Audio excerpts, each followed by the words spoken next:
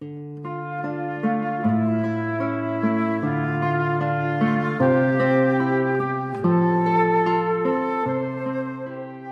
fragmento griego del libro de Daniel. Daniel y la serpiente. Había también un gran reptil al que todos los babilonios veneraban. El rey dijo a Daniel: ¿vas a decir también que es de bronce? Mira que está vivo y come y bebe. No puedes decir que no es un Dios vivo. Así que adórale. Daniel respondió: yo adoro solo al Señor mi Dios. Él es el Dios vivo. Mas tú, oh rey, dame permiso, y yo mataré a esta serpiente sin espada ni estaca. Dijo el rey: te lo doy. Daniel entonces tomó pez, grasa y pelos, y los coció todos juntos, e hizo con ellos unas bolitas que echó en las fauces de la serpiente. El reptil las tragó y reventó. Y dijo Daniel: mirad qué es lo que veneráis. Al enterarse los babilonios se enfurecieron mucho, se amotinaron contra el rey y dijeron: el rey se ha hecho judío, ha destruido a Abel, ha matado a la serpiente y ha asesinado a los sacerdotes. Fueron pues a decirle al rey: entréganos a Daniel, o si no nos rebelaremos contra ti y toda tu casa. Ante esta gran violencia el rey se vio obligado a entregarles a Daniel. Ellos le echaron en el foso de los leones, donde estuvo 6 días. Había en el foso 7 leones, a los que les daban diariamente 2 cadáveres y 2 carneros, pero por ellos días no les dieron nada para que devoraran a Daniel prontamente. Estaba a la sazón en Judea el profeta Habacuc. Acababa de preparar un cocido y de desmenuzar pan en un plato, y se dirigía al campo a llevárselo a los segadores. El ángel del Señor le dijo a Habacuc: lleva esa comida que tienes a Babilonia, a Daniel que está en el foso de los leones. Señor, dijo Habacuc, no he visto jamás Babilonia, ni conozco ese foso. Entonces el ángel del Señor le agarró por la cabeza y llevándole por los cabellos le puso en Babilonia, encima del foso con la rapidez de un soplo.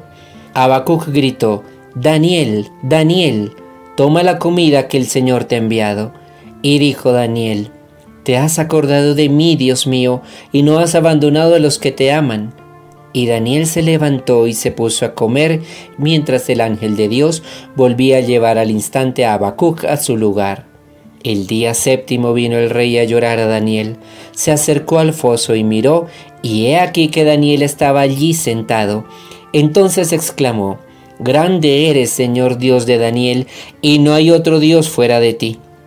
Luego mandó sacarle y echar allá a aquellos que habían querido prenderle, los cuales fueron al instante devorados por los leones en su presencia.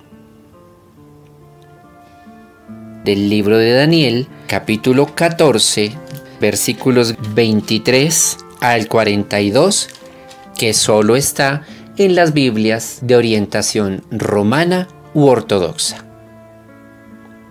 Terminamos con esta narración los fragmentos griegos del libro del profeta Daniel, los fragmentos deuterocanónicos. Recordemos, fragmentos que solo son aceptados por el cristianismo tradicional, es decir, por la Iglesia de Roma y las iglesias ortodoxas.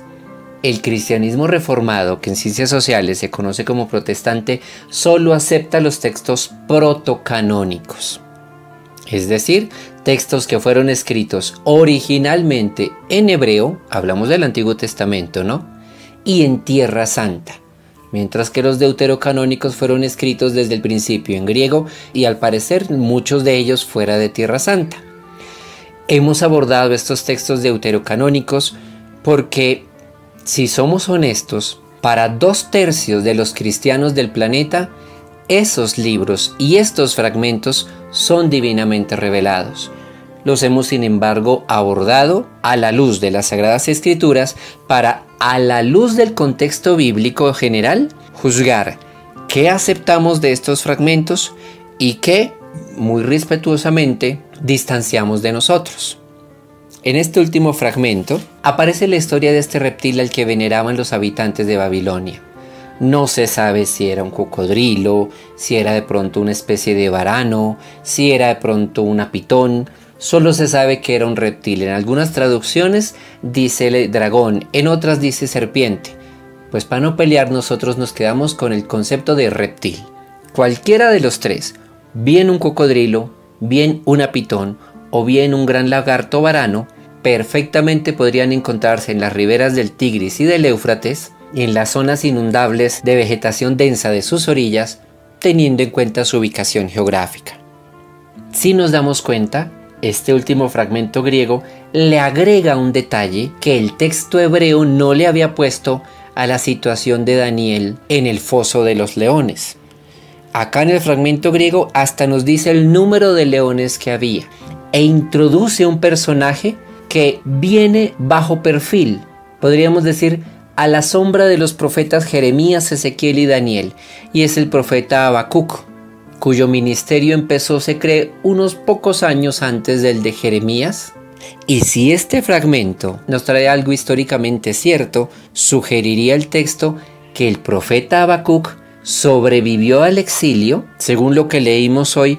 No fue llevado a Babilonia, tal vez a alguna de las otras ciudades del reino, o tal vez fue dejado como esos pocos que se quedaron habitando entre las ruinas en Judea. Incluso no sabemos si este profeta Habacuc fue de los que huyó a Egipto y luego de la muerte de Jeremías regresó nuevamente a Judea, una vez aclarado el asesinato de Gedalías, gobernador que Nabucodonosor había puesto a gobernar las ruinas de Jerusalén y de los pueblos vecinos.